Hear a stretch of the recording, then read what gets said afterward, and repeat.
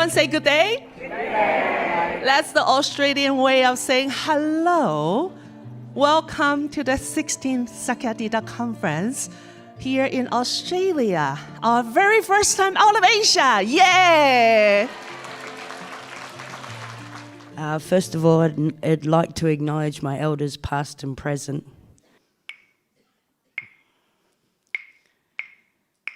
Wee boo boo woo. Wee boo boo woo. Yana nindi. Yana Janui.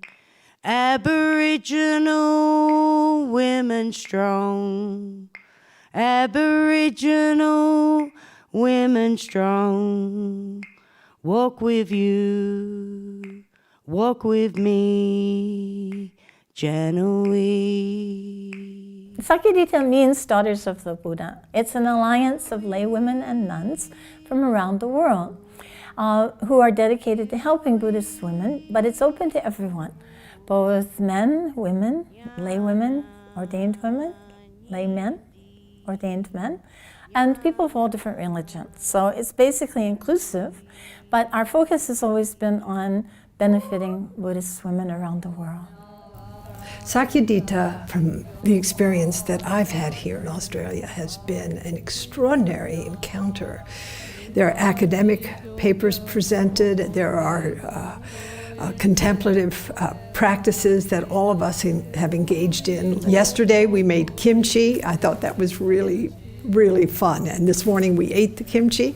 And we have become friends. And I've heard the voices of women from Bhutan and Sri Lanka and Ladakh and Korea and Thailand and just women I would never have the opportunity to meet, and have learned so much from them. And I feel like the bonds that have been forged in the course of these days are life friendships, where we will collaborate as long as we live to work together as women in deepening our realization as Buddhists, but also deepening our commitment to justice in Buddhist communities everywhere.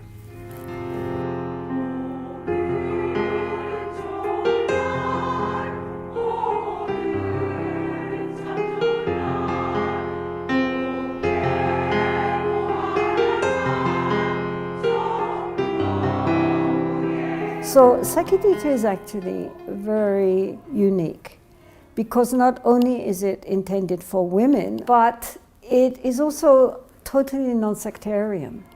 So we have Buddhists from all the Buddhist world, in Asia and in the West, monastics and lay women, and everybody comes together and recognizes that there's no, essentially there's no Hinayana, Mahayana, Vajrayana, we're all Buddhayana.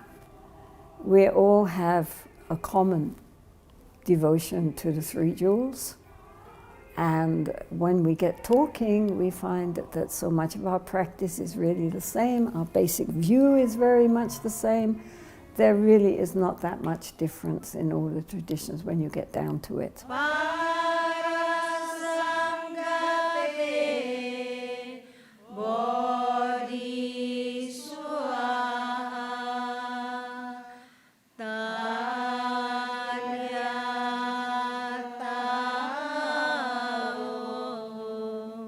In the beginning, it was mostly about interpersonal discussions and talks. But we've developed a format that includes workshops, cultural performances. Meditation has been there from the beginning, as well as academic presentations. So there's something for everyone here. The format of the Sakyadhita conference actually reaches out to everyone of all these different backgrounds, and also introduces people to other dimensions of human experience.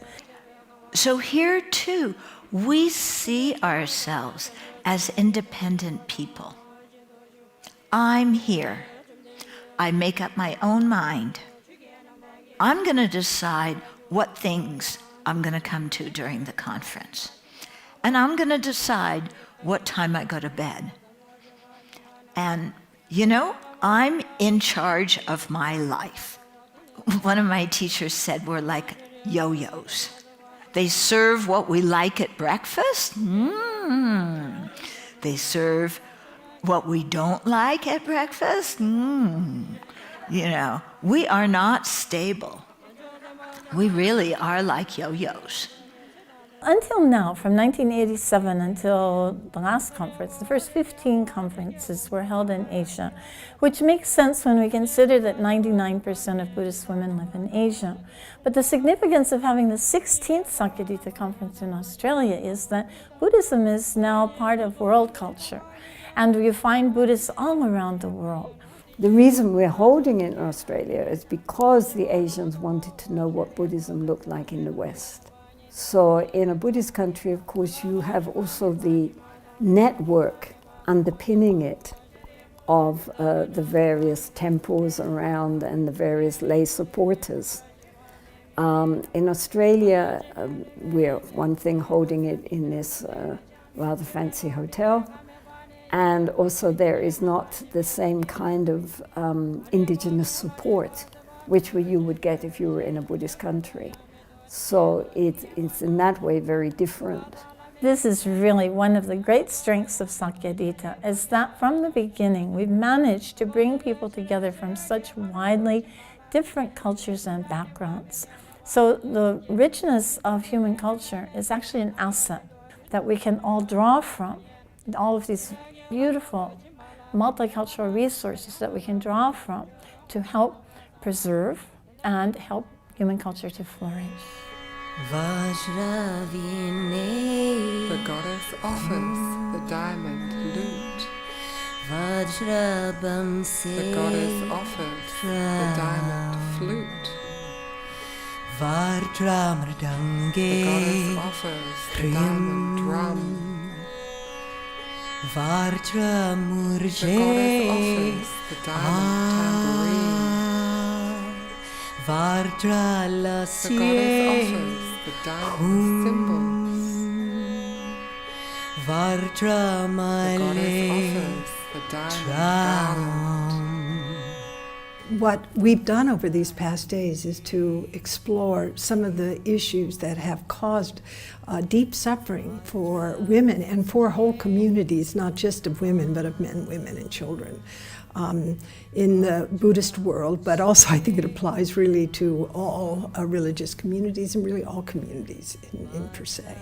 My paper is on a silent no more, critical review of sexual exploitations in Buddhist practice, a monastic perspective. But of course, one of the loaded questions which came up first was this whole question of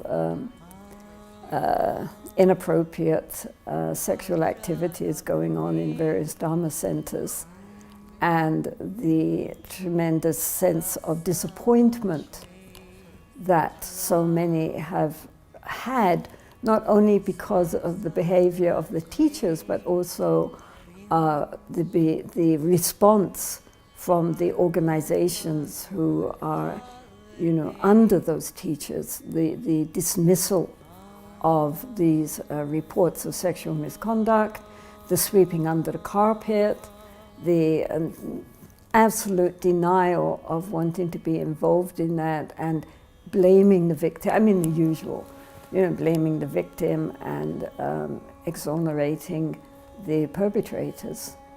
And so this, of course, is a very hot topic at the moment. So that's one of the problems which has come up. The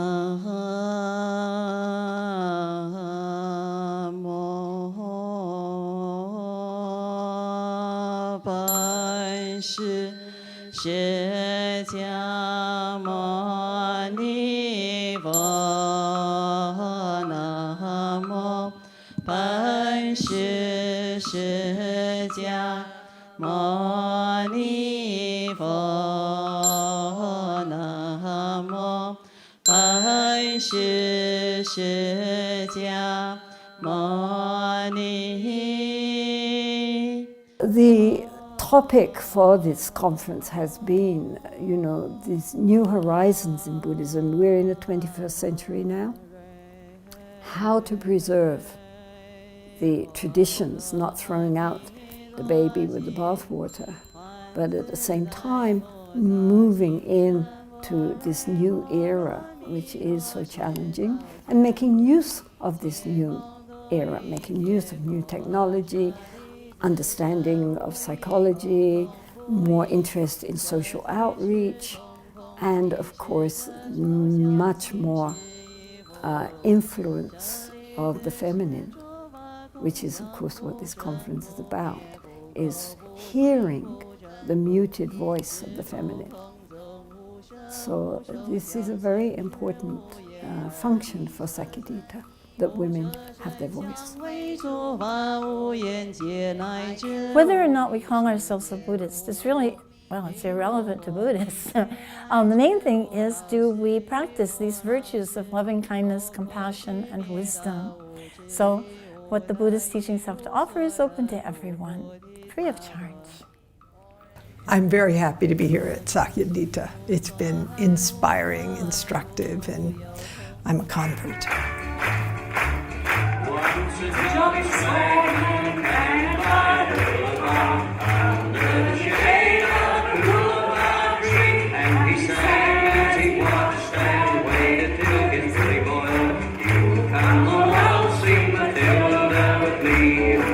Now here we are, and this is the last day, and you're all leaving. How did it happen? Took us so long to organize.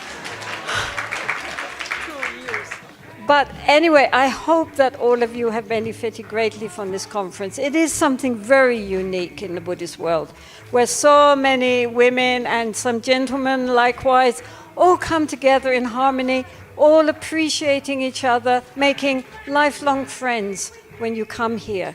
So really, this is what keeps us going, that we really believe in you, and we believe in Sakyadhita.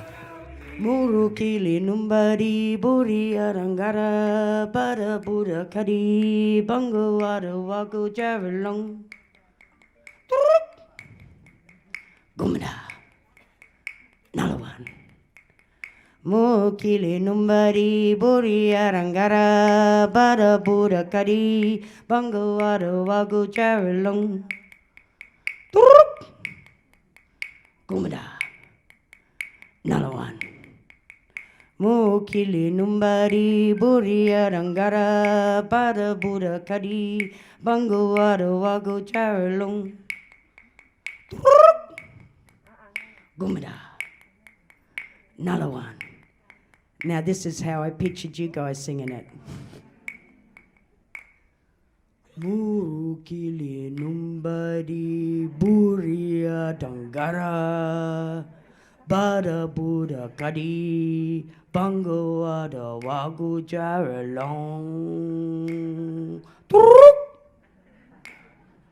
Gumada Nalawan.